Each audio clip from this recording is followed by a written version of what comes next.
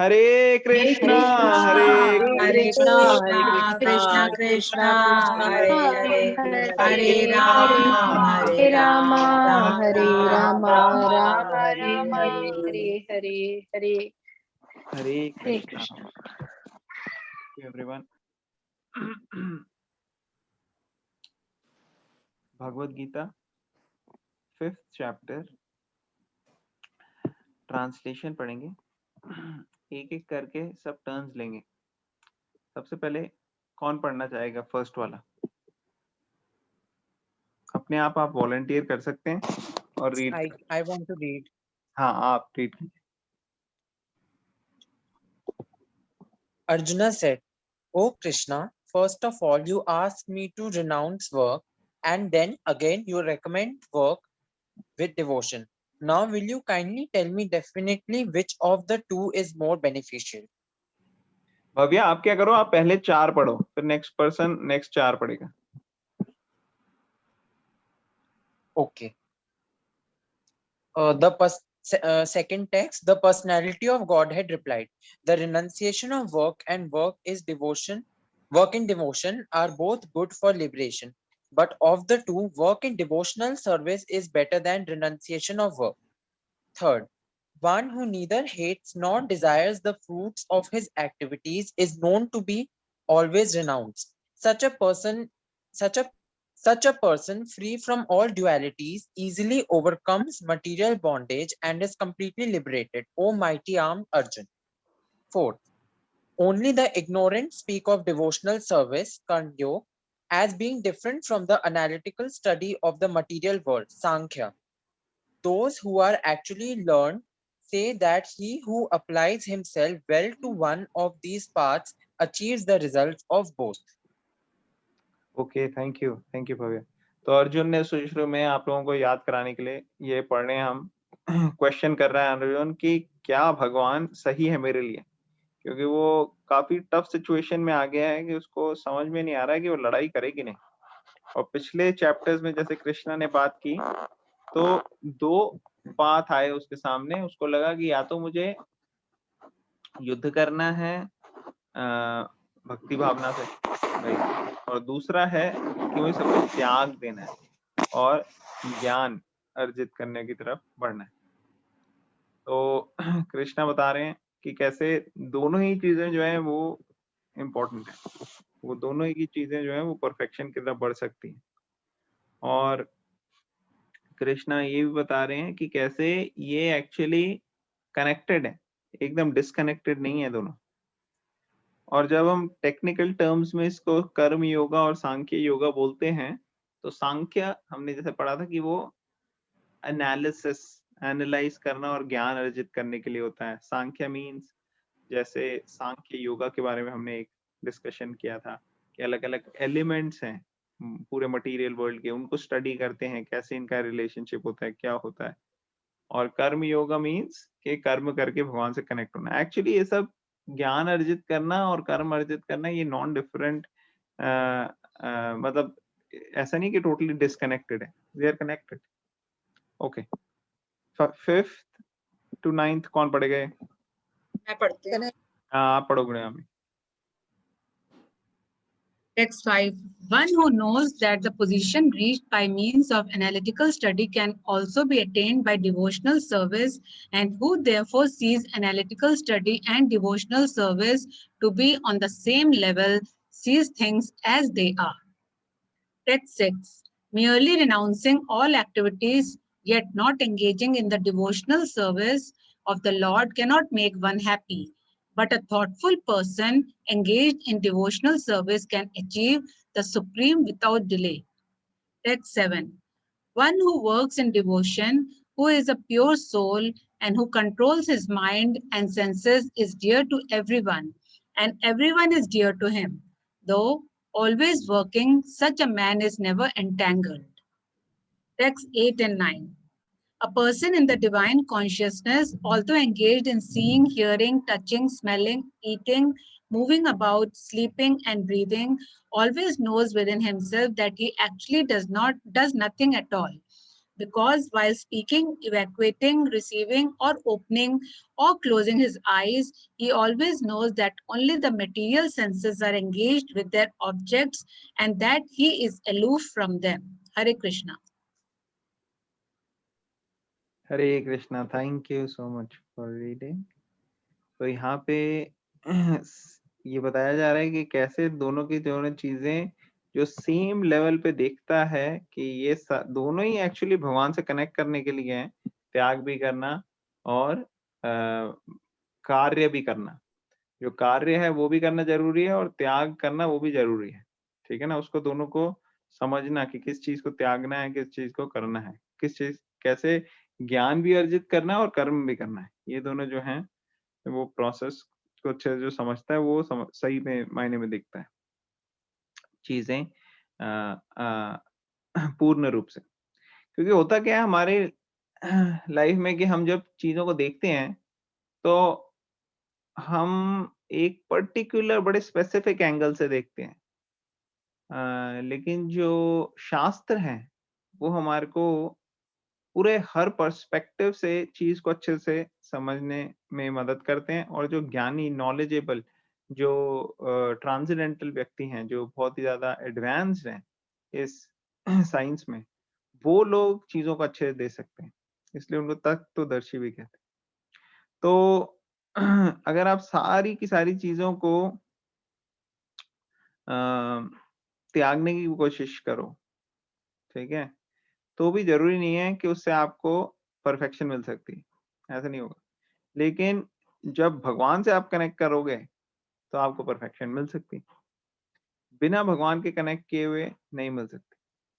तो कोई भी ऐसा पाथ, स्पिरिचुअल पाथ हो गया या जो भी हो गए सो कॉल्ड स्पिरिचुअल पाथ, जिसमें वो भगवान के बारे में बिल्कुल नॉलेज नहीं देते, स्क्रिप्चर्स की स्टडी के ऊपर एम्फोसिस नहीं देते और जस्ट सेंटिमेंटल लेवल पे लोगों को बस थोड़ी बहुत ऐसी ऐसी बातें कर देते हैं कि सब अच्छा करो, दूसरों के लिए भला करो, वो करो।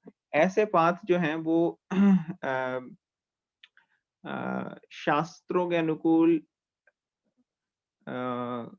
हमको काम करने पे एनकरेज कर रहे हैं या नहीं कर रहे, ये लोगों को पता ही नहीं होता। जैसे कुछ अच्छी बातें बोल दी, हाँ भाई भला करो सबका, ये करो, अच्छी बातें बोल दी, खाना वो करो, सेविंग करो, पैसे दो, चैरिटी दो, ऐसे फिलैंथ्रोपी करो, ये सब चीजें कुछ मीठी बातें बोल देते हो। लेकिन वो शास्त्रों को पढ़ाने के लिए इंकरेज नहीं करते, उनको एक तो खुद नहीं पता होते शास्त्र, दूसरा अगर वो लोगों को बोलेंगे शास्त्र पढ़ने के लिए और समझने के लिए, तो फिर उनको ये पता लग जाएगा कि आप अपने आप को शास्त्रों के अनुकूल चला रहे हो कि नहीं चला रहे। जैसे कोई संस्था है XYZ, अब ये XYZ संस्था लोगों को भगवत गीता या बाकी स्क्रिप्चर्स पढ़ने के लिए नहीं कहती। वन ऑफ द रीजन इसलिए नहीं कहती क्योंकि उनको खुद नहीं पता। दूसरा रीजन इसलिए नहीं कहती वो पढ़ने के लिए क्योंकि अगर लोग पढ़ लेंगे और शास्त्रों को फॉलो करेंगे तो कोई हमारे पास नहीं आएगा, हमारी दुकान नहीं चलेगी। क्यों? क्योंकि जो शास्त्रों में लिखा है हम उसके हिसाब से अपने आप को चला ही नहीं रहे। तो इसलिए जो लर्नेड व्यक्ति है वो दोनों चीजें करता है, वो समझता भी है कि शास्त्रों में क्या है और अपना कार्य में भी बिल्कुल सही रहता है। जैसे अभी देखो, अभी कोरोना वायरस का टाइम आया है, तो हमारे कितने सारे डिवोटीज हैं जो कि अलग-अलग फील्ड में हैं, तो वो और एक्टिव हो गए हैं। इस्कॉन में आप देखो, एक हॉस्पिटल है हमारा भक्ति वेदांता हॉस्पिटल मुंबई में, वहाँ पे वो और ज़्यादा वहाँ के मतलब सारे ऑलमोस्ट सारे जितने भी डॉक्टर्स हैं, नर्सेज हैं, स्टाफ है, 80% से ज़्यादा सारा डिवोटीज ही है। जो लोग भगवत गीता पढ़ते हैं रेगुलरली, 16 माला राउंड्स चैंटिंग करते हैं, ऐसे ही हैं सारे। तो ये लोग बढ़-बढ़ के आके लोगों की सेवा कर रहे हैं। ऐसा नहीं कि वो सेवा नहीं कर सकते जो जो अपने कार्य में लगे हैं, है कि नहीं? तो प्रैक्टिकल लाइफ में भगवत गीता जो हमारे को हेल्प करता है समझने के लिए, कैसे चीजों को देखना है, कैसे हेल्प करनी है, उसके लिए भगवत गीता बहुत ज्यादा जरूरी है। तो कई कई जगह अभी आप देखो, दिल्ली में ही इस्कॉन द्वारका ने खुद बेड्स का अरेंजमेंट कर दिया है। अब वो अलग बात है कि सारा कुछ दिल्ली गवर्नमेंट के थ्रू ही हो रहा है, तो उनके ऊपर ही डिपेंडेंट है हर चीज के लिए। बट ये है कि जब व्यक्ति भगवत गीता के हिसाब से अपने आप को चलाता है, तो वो भगवान के आदेश अनुसार लोगों की सेवा करता है। तो सेवा तो वो भी कर रहे हैं, लेकिन वो उस तरीके से कर रहे हैं जैसे भगवत गीता इंगेज करती है। तो एनीवेज पॉइंट यहाँ पे क्या है कि जो अलग अलग चीजें हैं, आप वो सब भगवान के साथ कनेक्ट करके डिवोशनल सर्विस में कर सकते हो आप, ठीक है। अदरवाइज आप सब कुछ त्याग भी दोगे, जैसे कई लोग त्याग के चले जाते हैं, कहीं हरिद्वार रहेंगे या कहीं ऋषिकेश रहेंगे या कहीं हिमालय पे जाके रहेंगे। ऐसे व्यक्ति जब त्याग देते हैं सब चीजों को, तो वो फिर सिर्फ त्याग की भावना से वो परफेक्शन हासिल करें बड़ा मुश्किल हो जाता है। वो डिस्ट्रैक्ट हो जाते हैं, वो स्पिरिचुअल लाइफ और उसको मेंटेन नहीं कर पाते, ठीक है ना। क्योंकि पहली बात उनका अटैचमेंट भी नहीं हुई कृष्णा से, और दूसरा उनको समझ में भी नहीं आया कि कैसे रोजमर्रा की जिंदगी में हमको स्पिरिचुअलिटी ऐड करनी है। फिर नेक्स्ट ये इन्होंने पढ़ा कि one who works with devotion is a pure soul who controls the mind and senses is dear to everyone and everyone is dear to him, though always working such man is never entangled. तो हम ये देखते हैं जो spiritually advance व्यक्ति होते हैं, जो भगवत गीता के हिसाब से अपने आप को चलाते हैं, जैसे मैंने अर्जुन का भी एग्जांपल दिया था कि अर्जुन भी जो था वो कितना अट्रैक्टिव था। क्यों? क्योंकि वो भगवत गीता के हिसाब से भगवान को हमेशा याद रखता था।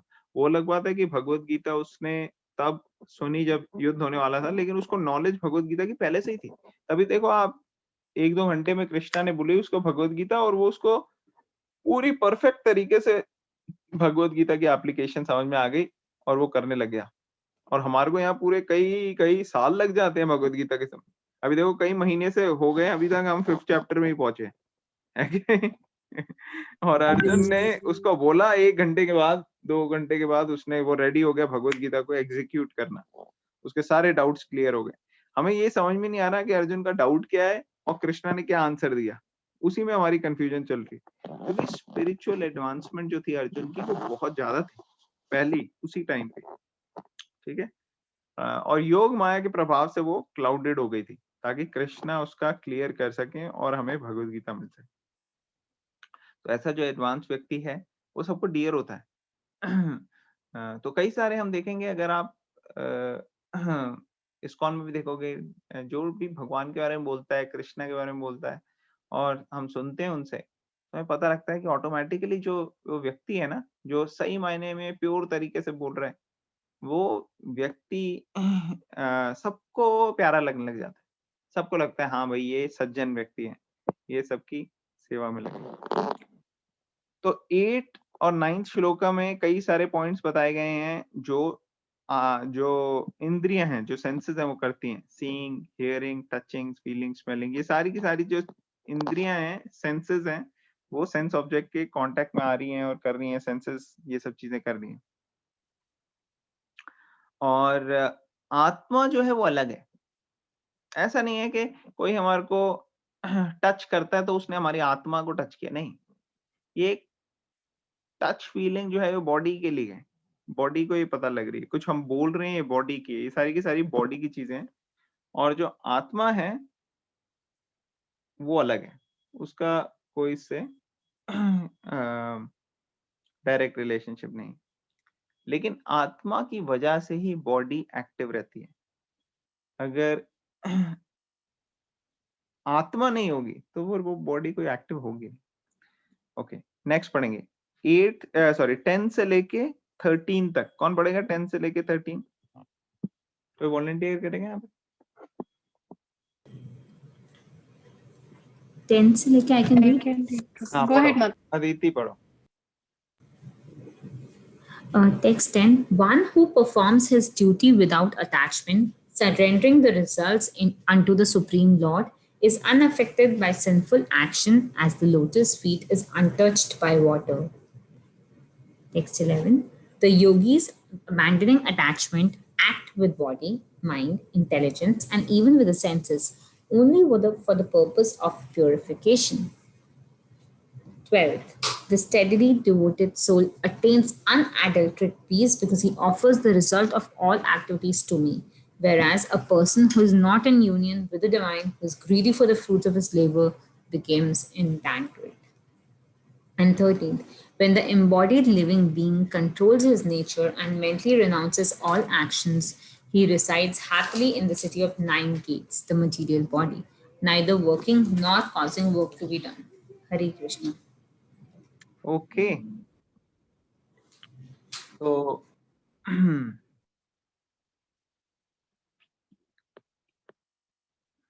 ये इतना आसान नहीं है, लेकिन अगर हम भगवत गीता को अच्छे से समझें तो ये हम ट्रेन कर सकते हैं अपने आप को ये करने के लिए। क्या करने के लिए?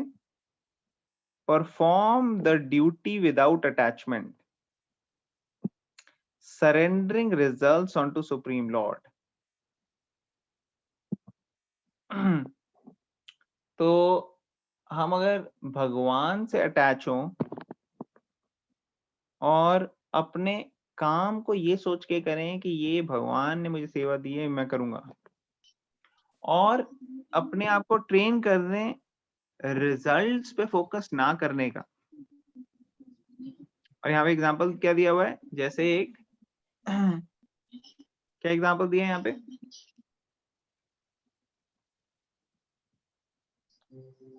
लोटस लीफ का कमल एग्जांपल के दिया। पत्ते का। हाँ, कमल के पत्ते का। तो लोटस जैसे कमल, करेक्ट, कि वो पानी से जैसे टच होने के बाद भी वो अनटच्ड रहता है, उसी तरह से एक व्यक्ति जो है वो कार्य तो पूरी तरह से करेगा, लेकिन रिजल्ट से वो अनासक्त रहेगा। ऐसे लोग एक्चुअली डेफिनेटली होते हैं जो पूरी तरह से अपना कार्य करते हैं और अनटच्ड रहते हैं। ऐसे व्यक्ति जो हैं वो एंजाइटी में नहीं आएंगे। जैसे जो व्यक्ति मोड ऑफ गुडनेस में है, आप देखोगे तो मोड ऑफ गुडनेस वाले व्यक्ति जो हैं वो इतना अफेक्ट नहीं होते रिजल्ट, और जो प्योर गुडनेस में होते हैं वो एक्चुअली परफेक्ट होते हैं इस चीज में, वो रिजल्ट्स में बिल्कुल भी अटैच नहीं होते। गुडनेस में फिर भी थोड़ा बहुत हो सकता है, मोड ऑफ गुडनेस से तो अटैच हो सकते हैं। गुडनेस वाले भी व्यक्ति आजकल बहुत कम मिलते हैं। ऑल राइट,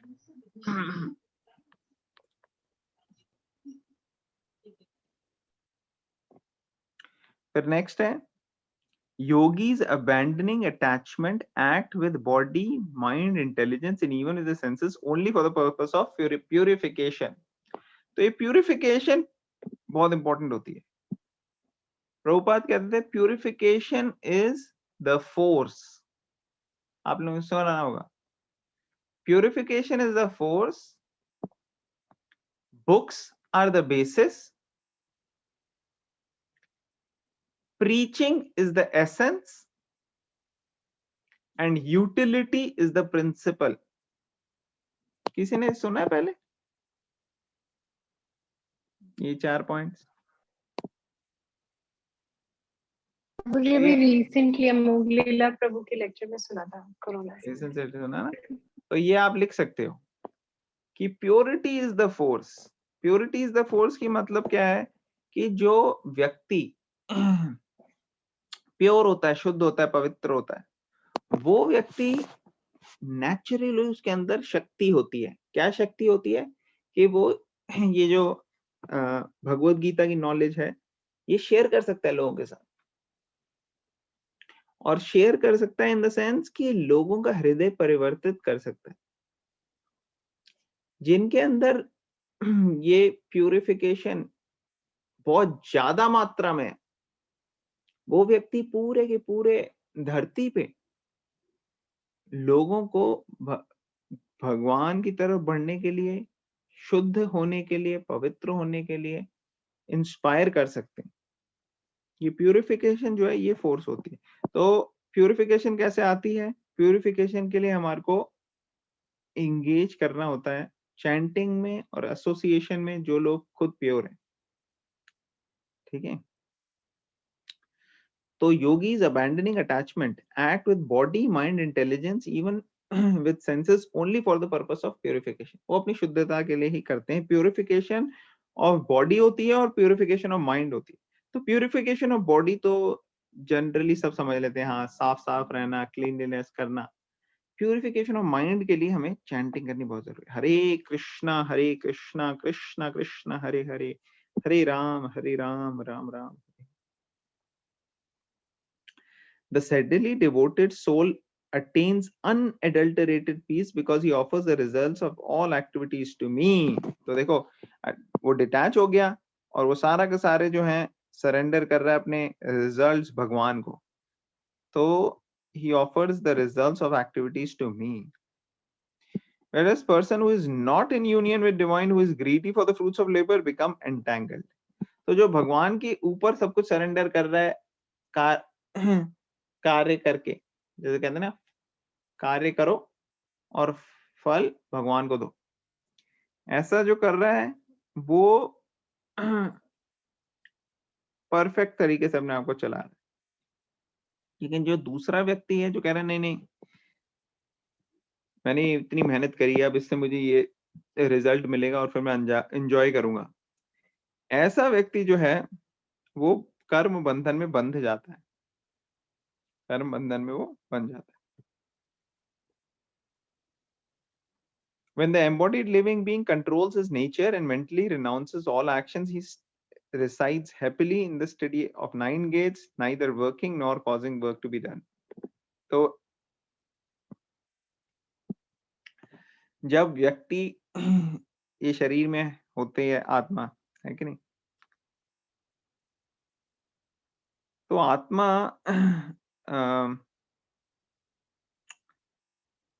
आप देखोगे हमारे शरीर के अंदर 9 ओपनिंग है, इसलिए यहाँ पे इसको कहा गया है 9 गेट्स. ठीक है, 2 eyes, nose, ears, mouth, anus, genitals. ठीक है, तो ये सब ओपनिंग्स हो गई. तो ये ओपनिंग्स का एक हमें गैजेट मिला है. जैसे होता है ना, कंप्यूटर होता है, डिवाइस होता है अलग अलग, वैसे एक हमारे को डिवाइस मिला है और उस डिवाइस का नाम है ये बॉडी, और इसमें हम रह रहे हैं.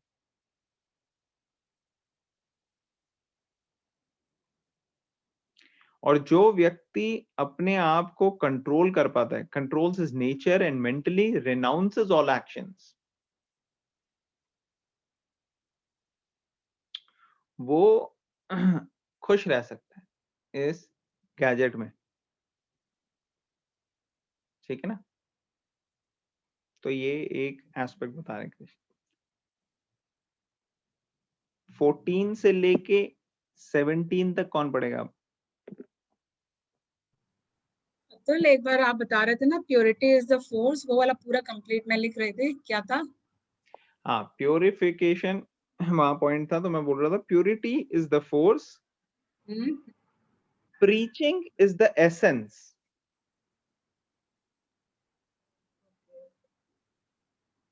फिर है books are the basis and utility is the principal.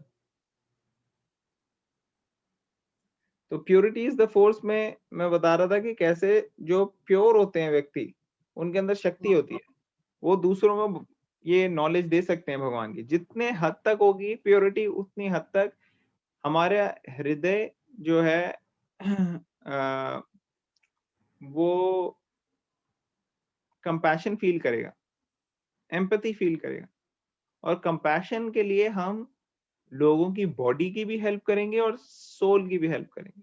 जैसे बॉडी की हेल्प करने के लिए व्यक्ति क्या करते हैं, हम किसी को खाना खिला देते हैं, कोई तकलीफ में है तो उनकी सेवा कर देते हैं. जैसे अभी कोरोना वायरस चल रहा है, इतने सारे व्यक्ति हैं वो परेशान हैं, उनको कोई खाने पीने के लिए मिल रहा, तो आप देखोगे इस्कॉन टेम्पल वाले फ्री डिलीवरी कर रहे हैं लोगों के घर.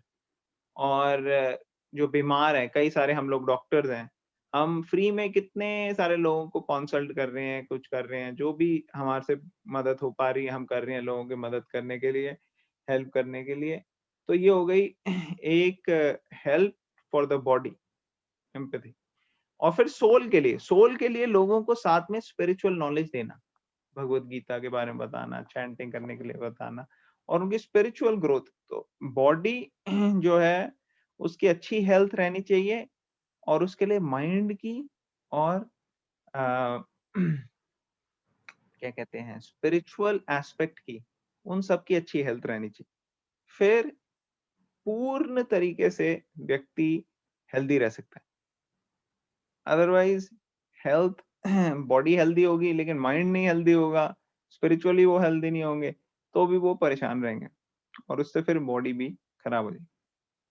तो ये पॉइंट जरूरी है कि हम बॉडी को आइसोलेटेड वे में नहीं करें, एम्पैथी लोगों के साथ पूरी रूप से करें। और जो पूरी रूप से करते हैं, जो प्यूरिफिकेशन जिनमें बहुत ज्यादा होता है, जैसे प्रभुपाद जिन्होंने स्टार्ट किया इस्कॉन, वो किसी से एक बार ही मिलते थे, 2 बार ही मिलते थे, और वो व्यक्ति जो होता था वो पूरी अपनी लाइफ डेडिकेट कर देता था भगवत गीता को। और ऐसे ऐसे व्यक्ति जिनको कृष्णा के बारे में कोई आइडिया नहीं है, जो बाहर के देशों में रहते हैं, ऐसे सीरीज ऑफ इंटरव्यूज हैं ऐसे लोगों के। वो लोग सब बताते हैं कि कैसे हमें स्वामी जी मिले, उन्होंने क्या हमारे को बताया, क्या चीज उनकी हमें इतनी इंस्पायरिंग लगी कि आज 20, 30, 40, 50 साल हो गए हैं, फिर भी हम भगवत गीता को कभी हमने छोड़ा नहीं। अपनी लाइफ हमने एक बार ही चेंज करी और उसको चेंज करके रखा। तो ये बस मैं प्यूरिफिकेशन का पॉइंट बताया।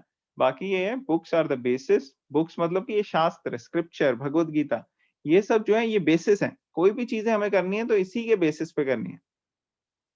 और एक कोर्ट में आप जाते हो तो कोर्ट में लॉयर होता है, वकील होता है, जज होता है, ये सब लॉ के हिसाब से अपने आप को चलाते हैं। जो डिस्कशन करते हैं, जो इनकी आर्ग्यूमेंट्स होते हैं, वो बेसिस होता है लॉ बुक्स। उसी तरह से हमारी लाइफ में हमारे लिए लॉ बुक्स हैं, बुक्स भगवत गीता, भागवतम, ये स्क्रिप्चर जो है इनको हमें समझना चाहिए कि क्या इसमें लिखा है, उस हिसाब से अपनी लाइफ को कंडक्ट करना चाहिए। तो वो हो गया बुक्स आर द बेसिस। फिर यूटिलिटी इज द प्रिंसिपल, मतलब कि जो भी हमारे रिसोर्सेज हैं उसको कैसे इंटेलिजेंटली इस्तेमाल करना है भगवान की सेवा में, ये इंपॉर्टेंट। और preaching is the essence, means आप अपने लिए तो करना ही करना है ये सब चीजें, लेकिन दूसरों की मदद भी करनी है उनको देने के लिए, तो हो गई प्रीचिंग। या आप लोगों से बांटो भी। ये मत सोचो आप कि अरे मैं क्यों इतना कष्ट करूं, वैसे भी किसी ने मेरे सुनना थोड़ी है, मैं जाऊंगा वहां कोई बोलेगा है नहीं, हम अपना काम हम करेंगे, वो जिसको जो मानना है माने, नहीं मानना ना माने, कहीं पे भी जाए। तो ऐसे ये कंपैशन की निशानी नहीं है। कंपैशन मीन्स आपको पता है कि कोई इस तरफ बढ़ रहा है कि वो पहाड़ से नीचे गिरने वाला है, तो आप उस व्यक्ति को जाके रोकोगे, उसको बोलोगे कि भाई यहाँ आप इस रास्ते में मत जाओ, आप गिर सकते हो आगे। लेकिन कोई दूसरा व्यक्ति हो कहेगा अरे जाना है, खाई में गिर रहा है, गिरने दे। लेकिन जिनको कंपैशन है वो कहेगा नहीं नहीं नहीं, आप ऐसे मत कीजिए, आप ये कीजिए, ये वाला रास्ता लो, आपको वहां जाना है ना, आप ये रास्ता लो। तो वो होती है प्रीचिंग, कि लोगों को बताना। क्योंकि लोगों को जनरली पता नहीं है कि क्या करना है क्या नहीं करना है, कई बार वो अपने लिए गलत चीजें कर सकते हैं। तो ये 4 पॉइंट्स, ठीक है में? Okay, thank you. Thank you. Thank you. Okay, तो अब 14 to 17 कौन पढ़ेगा? हरे कृष्णा में पढ़ो। हाँ जी। Text 14.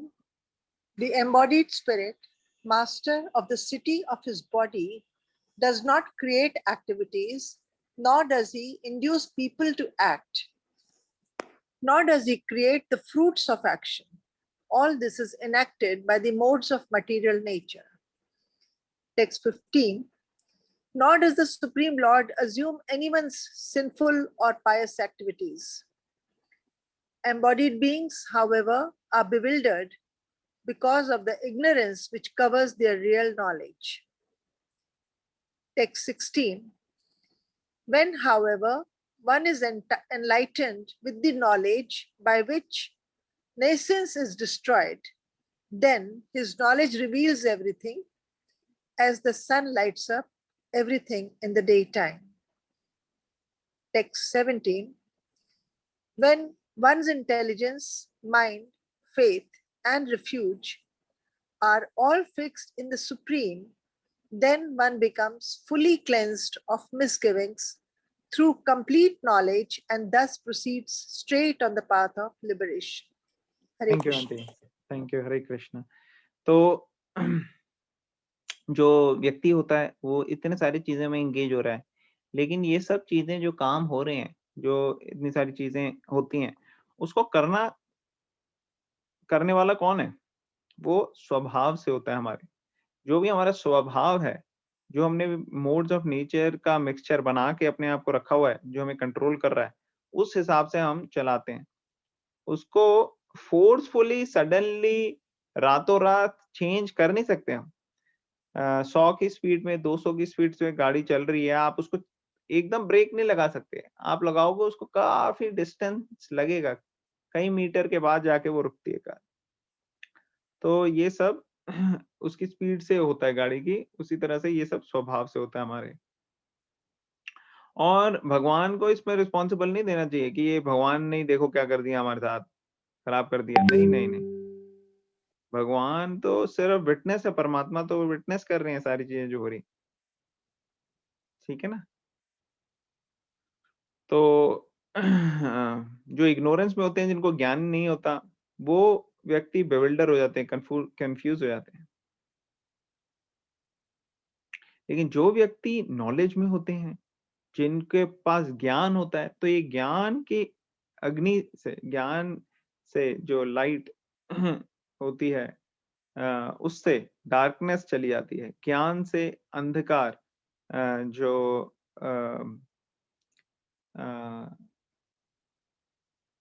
इग्नोरेंस है, जो अज्ञानता है, वो चली जाती है, ठीक है ना। जैसे दिन आता है तो रात जो है ऑटोमेटिकली चेंज हो जाती है। आप रूम के अंदर भी होगे तो आपको पता लग जाएगा अरे दिन है क्या रात है, क्योंकि कहीं से खिड़की विड़की से आ ही जाता है धूप। तो उसी तरह से व्यक्ति जो अज्ञानी भी थे, अभी उनको नॉलेज मिल गई है, तो अब वो ज्ञान में आ सकते हैं, नॉलेज में आ सकते हैं। और अगर सारी हमारी जितने भी हैं रिसोर्सेस, हमारी इंटेलिजेंस, हमारी माइंड, फेथ, रेफ्यूज, ये सब भगवान के ऊपर फिक्स हो जाता है, सुप्रीम। तो इससे क्या होता है, पूर्ण शुद्धता आ जाती है, प्यूरिफिकेशन आती है, क्लींजिंग आती है। और अंदर की क्लींजिंग जब होती है तो सारे के सारे डाउट्स और मिसगिविंग सब चली आती है, क्योंकि अब पूर्ण ज्ञान आ गया। तो उससे हम भगवान की तरफ बढ़ते हैं और हम लिबरेट हो सकते हैं, हम मोक्ष मिल सकता है, वैकुंठा जा सकते हैं, हमें कोई डाउट नहीं रहेगा। तो ये अब सब क्वालिटीज बता रहे हैं कि क्या होता है जब एक व्यक्ति प्योरीफाई हो जाता है, जब एक व्यक्ति स्पिरिचुअली एडवांस हो जाता है, तो आगे बढ़ता है, तो उसके क्या लक्षण है वो सब बता रहे हैं। तो अब 18 से लेके पढ़ेंगे हम, 18 से लेके 21। कौन पढ़ेगा ये? मैं पढ़ूं प्रभु हाँ जी? पढ़िए, आप पढ़िए।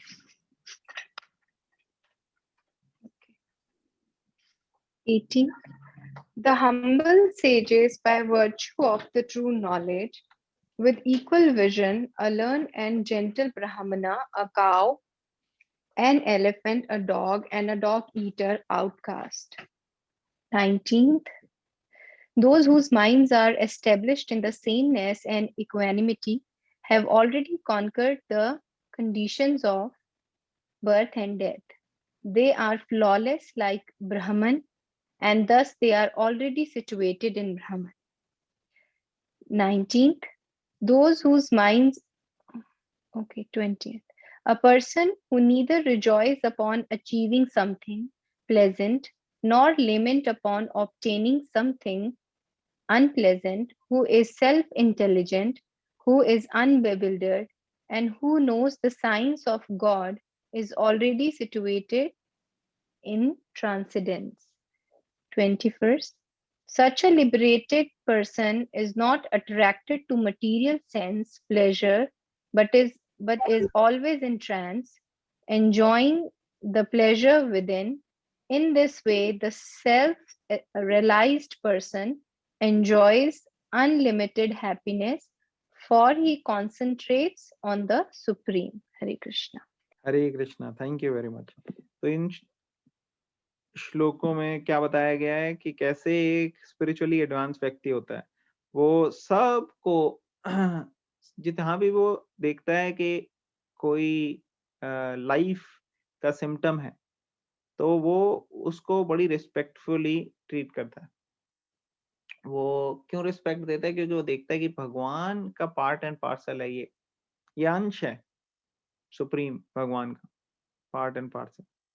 चाहे वो जानवर के शरीर में हो, चाहे वो इंसान के शरीर में हो, चाहे वो ब्राह्मण के शरीर में हो, चाहे वो शूद्र के शरीर, वो भेदभाव नहीं करता, वो सबके अंदर आत्मा को देखता है और वो इस तरीके से एक्ट करता है जिससे उसकी भी स्पिरिचुअल ग्रोथ रहे और सामने वाले व्यक्तियों की भी स्पिरिचुअल ग्रोथ रहे। सामने वाले व्यक्तियों को भी वो स्पिरिचुअली ग्रो करने के लिए अप्रोप्रिएट मदद करता है और जो स्पिरिचुअल एडवांस व्यक्ति हैं उनसे सीखता है जाके। तो ये सब वो कर रहा है जो स्पिरिचुअली एडवांस है। और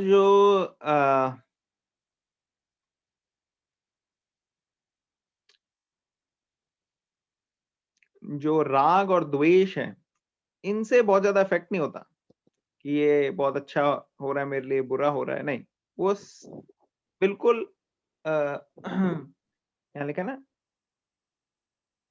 minds are established in sameness and equanimity. उनका दिमाग जो है, जो माइंड है उनका, जो उनकी बुद्धि है, वो इस तरीके से ट्रेंड है कि वो अपने सेंसेस के टच में आके वो नहीं, बिविल्डर नहीं हो जाते कि ये अच्छा है मेरे लिए, ये करूंगा मैं, ये नहीं करूंगा, नहीं। वो इतने एडवांस होते हैं स्पिरिचुअली कि उस तरीके से काम करते हैं जो स्पिरिचुअल ग्रोथ के लिए अच्छी होती है। ऐसे व्यक्ति जो हैं वो भ्रमण प्लेटफॉर्म में होते हैं। भ्रमण platform means pure advance platform, ब्रह्म भूता प्लेटफॉर्म, वो भगवत गीता में आएगा भी। और ऐसे व्यक्ति जो हैं वो ना ही बहुत ज्यादा उछल जाते हैं कोई अच्छा हो जाए, ना ही गलत टाइम में बहुत ज्यादा लेमेंट करते हैं कि अरे, ज्यादातर व्यक्ति क्या करते हैं, वो हैंकरिंग और लेमेंटिंग में रहते हैं। हम देखेंगे अपनी लाइफ में, हैंकरिंग मीन्स जो चीजें हमारे पास नहीं है, हम ये सोचते हैं, ख्याली पुलाव बनाते हैं कि कैसे हमें वो मिल जाए। आप लोगों ने सुना होगा वो मुंगेरी लाल के हसीन सपने, आता था पहले एक, उसमें वो सपने ही देखता रहता था कि कैसे क्या हो जाएगा, मैं ये बन जाऊंगा, मैं वो बन जाऊंगा, लेकिन उससे कुछ होता नहीं था, करता नहीं था वो रियल लाइफ में। तो ज्यादातर लोग वो ऐसे ही करते हैं, हैंकरिंग, सपने देखते हैं कि कैसे ये हो जाएगा हमारी लाइफ में, फिर बहुत अच्छा हो जाएगा। एक चीज के सपने, दूसरी चीज के सपने, अनलिमिटेड ख्वाहिशें होती हैं, इच्छाएं होती हैं। और कई बारी व्यक्ति पास्ट में देखते हैं कि अरे, ओहो, ये हो गया हमारे साथ, वो हो गया, ये नहीं होना चाहिए था, ऐसे नहीं करना चाहिए था। जैसे एक सपना हो गया, आपने देखा कि कैसे आप को बहुत सारे पैसे मिले और आपने मेहनत करी, आपके पास बहुत सारे पैसे आ गए, तो हैंकरिंग की आपने, हैंकर करके आपके पास पैसे आ गए, लेकिन फिर किसी वजह से वो सारे पैसे चले गए, तो अब आप लेमेंट करोगे, अरे यार मेरे पास पैसे थे सब, अब सब चले गए, तो आप दुख में रहोगे। तो ये हैंकरिंग और लेमेंटिंग जो है, ये ऐसा व्यक्ति नहीं करता जो स्पिरिचुअली एडवांस होता, ठीक है ना। वो देखता है कि ये स्थिति है मेरी, मैं कैसे इसको भगवान की सेवा में लगाऊं, और फिर स्थिति जब अनफेवरेबल होती है तो वो अपनी गलतियों से सीखता है और आगे इमीडिएटली लग जाता है भगवान की सेवा में। ये नहीं, टाइम वेस्ट नहीं करता है इस चीज में। क्लियर हो रहा है सबको?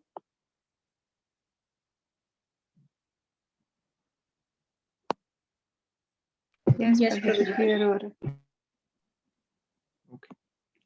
Such a liberated person is not attracted to material sense pleasure, but is always in trance, enjoying the pleasure. In this way, self-realized person enjoys unlimited happiness, for he concentrates on the spirit. तो देखो, वो भगवान की सेवा में रहता है, तो वो हर स्थिति में भगवान को सेंटर बना के रखता है अपनी लाइफ के। यही कृष्णा कॉन्शियसनेस है, कृष्णा के बारे में कॉन्शियस रहना हर स्टेज में। तो उसके बाद जब भी टाइम होता है, जैसे अगर मान लो आप देखोगे ट्रैफिक में कई बार लोग फंस जाते हैं और परेशान होते हैं हॉर्न मार जाते रहते हैं और किसी ना किसी तरह से बस सोचते हैं यहाँ से निकलें। लेकिन कई बारी जो एडवांस्ड स्पिरिचुअली वो इसको अपॉर्चुनिटी लेता है। वो कहता है कि देखो अभी रेड लाइट है, अब मैं कम से कम भगवान का नाम ले सकता हूँ। तो वो भगवान का नाम लेने शुरू कर देता है। हरे कृष्णा कृष्णा कृष्णा हरे हरे, हरे राम राम राम हरे हरे। या फिर वो कीर्तन शुरू कर देता है। वहीं पे गाड़ी चला रहे हो आप आराम से बैठे, वो कीर्तन स्टार्ट कर देगा, भगवान को याद करना। हरे कृष्णा कृष्णा कृष्णा हरे हरे, हरे राम राम राम हरे हरे। हर चीज को भगवान की सेवा में लगाता है, जो भी टैलेंट हो जो भी हो, तो इसलिए वो कृष्णा कॉन्शियस रहता है, भगवान के बारे में कॉन्शियस। ओके, आई थिंक हमारा टाइम आज का हो गया, बड़ी जल्दी खत्म हो गया टाइम। मैं अभी तक हमने हम आज वीडियो नहीं देख पाएंगे, कल देखते हैं वीडियो। और श्लोक भी थोड़े थोड़े हमें करने हैं, वो हम बाद में करते हैं, कल ही कंटिन्यू करेंगे। अभी के लिए हम यहाँ स्टॉप करेंगे, क्वेश्चन आंसर्स लेंगे। अगर किसी का क्वेश्चन है, कोई कमेंट है, कोई पॉइंट है, अगर आप लोग शेयर करना चाहेंगे तो प्लीज आप शेयर कर सकते तो वो जो रजिस्ट्रेशन कराया था वो कब है आरती? वो रजिस्ट्रेशन के जो है डिटेल्स मेरे को टाइम मिला नहीं देखने का, लेकिन वो आरती करेंगे आपकी तरफ से खुद रेगुलरली, ठीक है ना। जिन जिन ने हाँ हाँ रजिस्ट्रेशन कराया है उनकी स्पेशल आरती होगी, और जिन जिन के लिए आपने कहा है उनका नाम बोला जाएगा वहां पे, नरसिंह देव से स्पेशल प्रेयर्स होगी। ये बड़े पावरफुल डीटीज है नरसिंह देव के। आप लोगों को मैं एक वीडियो शेयर करूंगा, वो एक ड्रामा है, उसमें बताएंगे कि कैसे ये नरसिंह देव जी प्रकट हुए थे। ये ऑर्डिनरी ऐसे नहीं कि किसी में से भी बन गए नरसिंह देव जी वहां पे आ गए। एक्चुअली ये इनकी वर्शिप करना बहुत ज्यादा डिफिकल्ट है। उग्र नरसिम्हा है ये। उग्र मीन्स बिल्कुल क्रोधित, एंग्री। और उग्र नरसिम्हा कब आए थे, कोई बताएगा? और वो क्यों थे क्रोधित? कोई बता सकता है क्यों क्रोधित थे उग्र नरसिम्हा?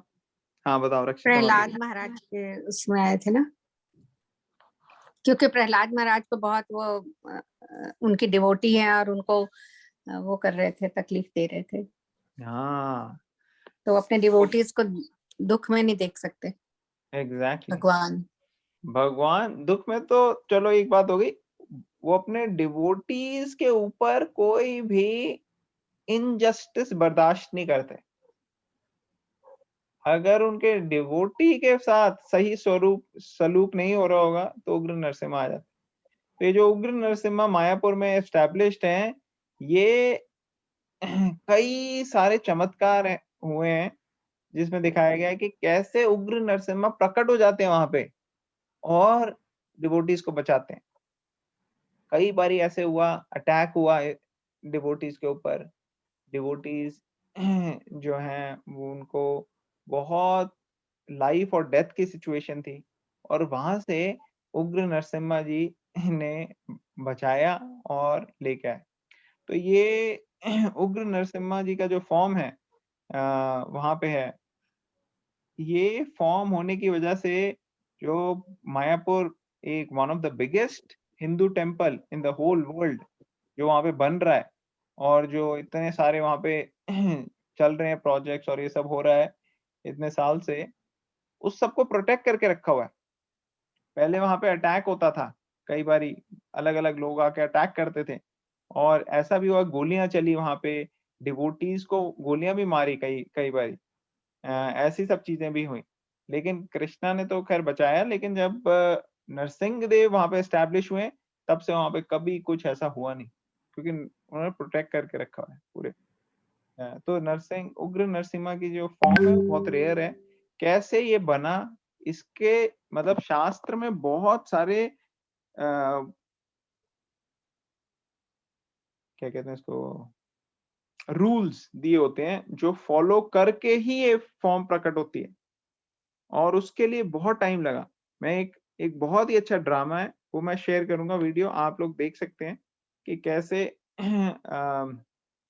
जो है नरसिंहदेव जी प्रकट हुए थे, क्यों हुए थे, क्या हुआ था, वो सब चीजें उसमें बहुत अच्छे से दिखाई हैं। और आपको पता लगेगा कि कैसे ये बहुत पावरफुल, यहाँ पे प्रार्थना करने के लिए लोग पूरे दुनिया से आते हैं, कि उनकी प्रार्थना हो जाए। और अभी स्पेशल सर्कमस्टांस में वो सबके लिए स्पेशल प्रार्थना कर रहे हैं, तो इसलिए उन्होंने वो रजिस्ट्रेशन दिया है, जो मैंने शेयर की। और आपको आरती दिख सकती है, जो ये आरती होती है ना, वो आप उसमें देखोगे, वो वीडियो डिस्प्ले करते हैं। मायापुर.tv है एक चैनल, एक अलग से मतलब वेबसाइट है, मायापुर.tv। अगर आप उसमें क्लिक करोगे तो उसमें आपको उसकी उनकी लाइव आरती दिख सकती है, उसमें टाइमिंग भी लिखे हुए हैं कब कब है। Okay, does it answer your question? Yeah. Okay, और किसी का कोई क्वेश्चन, कमेंट, कोई पॉइंट आज जो हमने डिस्कशन किया उसमें से कोई कमेंट करना चाहेगा तो कर सकते हैं। ऑलराइट, तो एक और बारी सभी को धन्यवाद जो जो आज ज्वाइन किए हैं, और प्रार्थना करते हैं हम कृष्णा से, भगवान से, नरसिंहदेव से, कि जितने भी लोग हैं जो स्ट्रगल कर रहे हैं, एक्चुअली 100% ही है, सारे लोग ही स्ट्रगल कर रहे हैं, सबके लिए स्पेशल कृपा हो, ताकि जल्दी से जल्दी जो हमारी स्पिरिचुअल लाइफ है उसमें हम ग्रो कर सकें, बढ़ सकें आगे। जो व्यक्ति आज तकलीफ में है वो समझें कि कैसे इस तकलीफ का स्पिरिचुअल सोल्यूशन है, और उससे आने वाली सारी तकलीफें सॉल्व हो जाएंगी। तो उनको इस तकलीफ से बाहर निकालने में मदद कीजिए भगवान, ताकि वो स्पिरिचुअली ग्रो हो सकें। जो बहुत ज्यादा सिक हैं, बीमार हैं, उनकी स्पिरिचुअल रिकवरी भी हो और बॉडी की भी रिकवरी हो, ताकि वो ठीक हो और अच्छे से भगवान की सेवा में लग सके। तो ऐसे भगवान से हम प्रार्थना करेंगे, फिर से 3 बारी हरे कृष्ण महामंत्र चैंट करेंगे, and then we will end it. ठीक है, सब लोग साथ में करेंगे। हरे कृष्णा हरे कृष्णा हरे कृष्णा कृष्ण हरे कृष्ण हरे हरे हरे हरे राम राम हरे राम राम राम राम हरे राम हरे। हरे हरे हरे हरे कृष्णा हरे कृष्णा कृष्ण कृष्ण कृष्ण हरे हरे हरे हरे राम राम हरे राम राम राम राम हरे हरे हरे हरे कृष्णा कृष्णा हरे कृष्णा कृष्ण हरे कृष्ण हरे हरे राम हरे राम राम राम राम हरे हरे हरे। तो हमारे को ये ध्यान रखना चाहिए, हमें ये ध्यान देना चाहिए देखो, कि सिर्फ लंबी आयु जो है वो पर्पस नहीं है हमारी लाइफ का।